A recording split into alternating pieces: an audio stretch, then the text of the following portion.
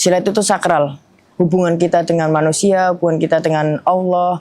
Jadi hablum minallah, hablum minanas itu harus seimbang dua-duanya.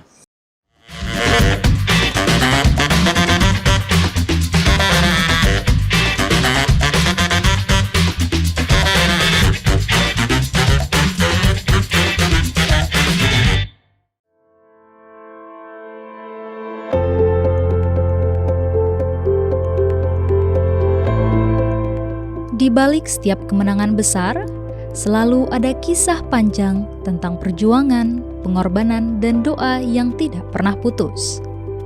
Dari kota Tegal, Jawa Tengah, lahirlah seorang perempuan tangguh bernama Atifah Fismawati. Seorang anak dari keluarga sederhana yang kini menjadi simbol keteguhan hati dan semangat juang tanpa batas. Perkenalkan, nama saya Atifah Fismawati, saya dari Kota Tegal, Jawa Tengah, atlet pencaksilat, peraih medali emas SEA Games 2023 di Kamboja, medali emas kejuaraan dunia tahun 2022 di Malaysia. Saya mahasiswa UNES, jurusan Pendidikan Pelatihan Olahraga, Fakultas Ilmu Keolahragaan, dan saya juga menjadi anggota TNI Angkatan Darat. Sejak kecil, ia ingin belajar silat, tapi baru bisa bergabung saat SMP membuka ekskul pencaksilat. Awalnya hanya ingin bisa menjaga diri, tapi siapa sangka, gelanggang itu justru membuka jalan menuju mimpi besar yang tak pernah ia bayangkan. Dulu saya ikut pertama kali ekstrakurikuler di SMP. Ada ekstrakurikuler, di situ ada guru dari SMP Negeri 19 yang basicnya silat. Terus memanggil pelatih-pelatih dari Kota Tegal untuk melatih di SMP Negeri 19. Kemudian dari tim IPSI Kota Tegal memanggil pelatih dari Wonogiri untuk melatih Kota Tegal. Dan alhamdulillah ada yang berhasil hingga sampai pelatnas. Itu karena kita kota kecil, Kota Tegal kota kecil, pelatih sangat berantusias untuk menjadikan Kota Tegal itu kota yang ada atletnya dan kota yang nggak turun prestasinya. Dan alhamdulillah satu naik ke atas. Perjalanan itu dimulai dari pertandingan lokal di Kota Tegal. Dari satu kemenangan kecil, lahirlah semangat besar. Atifah lolos seleksi PPLP, meninggalkan kampung halaman di usia belasan tahun, merantau ke Semarang demi satu hal, berjuang membawa nama Jawa Tengah. Pertama dari tingkat dasar, Popda Kota Tegal, menang lanjut ke Popda Karisidenan, dan menang lagi lanjut ke Popda Jawa Tengah. Di situ saya sempat seleksi tim IPSI Kota Tegal. Dan masuk, alhamdulillah. Kemudian saya berjenjang lanjut seleksi PPLP. Jadi saya berangkat ke Semarang untuk seleksi PPLP. Alhamdulillah lolos dari SMP kelas 9. Saya lolos ke PPLP. Kemudian saya pindah merantau dari Tegal ke Semarang buat mengejar prestasi ke tingkat yang lebih tinggi seperti mewakili Jawa Tengah. Masuk ke PPLP Jawa Tengah, mewakili Jawa Tengah dari SMP kelas 9. Saya dipertandingkan di tahun 2017 di Kejurnas antar PPLP di NTB. Tapi saya mendapat medali perak, tidak mematahkan semangat saya terus berusaha, terus berdoa, ikhtiar kerja keras, hingga di tahun 2018 saya di Makassar itu mendapat medali emas.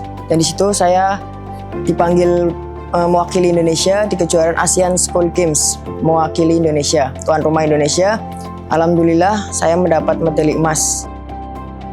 Dari gelanggang pelajar menuju panggung dunia, Atifah terus menorehkan sejarah.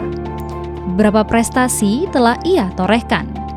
Pernah meraih medali emas SEA Games 2023, emas World Championship Malaysia 2022, emas dan perunggu ASEAN Championship, perak PON 2024, serta sederet prestasi gemilang lainnya.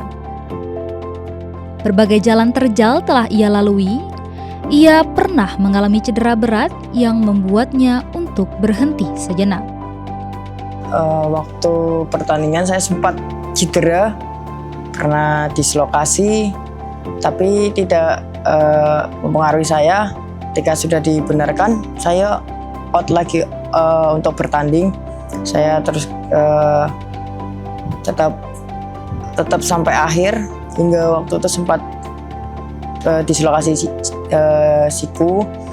Di kejuaraan lain saya cedera lutut, tapi saya tidak berhenti, tidak lempar handuk, tapi saya tetap lanjut untuk pertandingan sampai selesai hingga menang, alhamdulillah, dan lanjut lagi. Di semifinal kalah, tapi saya bangga bahwa saya bisa, walaupun saya cedera, saya bisa.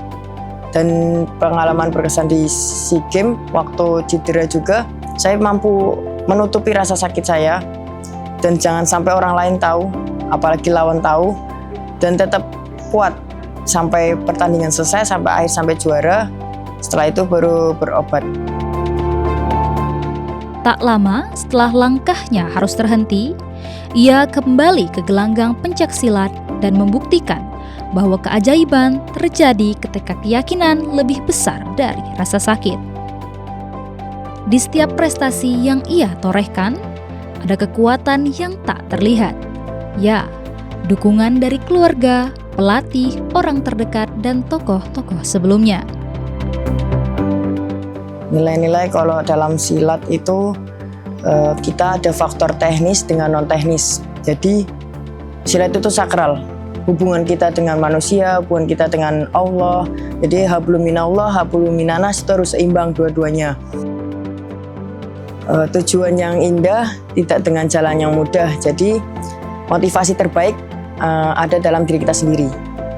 Ketika diri kita mau berusaha, orang lain ngomong apa, kalau kita termotivasi sama diri kita sendiri, pasti akan dijalani. Dan intinya itu usaha, doa, ikhtiar, dan kerja keras, dan terakhir tawakal, pasrah sama Allah. Insya Allah sukses, sama minta dukungan, sama doa restu orang tua. Insya Allah kita sukses. Dengan komitmen kuat untuk terus berkarir di dunia pencaksilat, mungkin hingga batas umur 35 tahun, meskipun sudah bekerja dan kuliah, Atifah Fismawati membuktikan bahwa kemenangan sejati bukan hanya tentang medali, tapi tentang hati yang tak pernah menyerah dan keyakinan bahwa setiap langkah juang adalah bentuk cinta untuk Indonesia.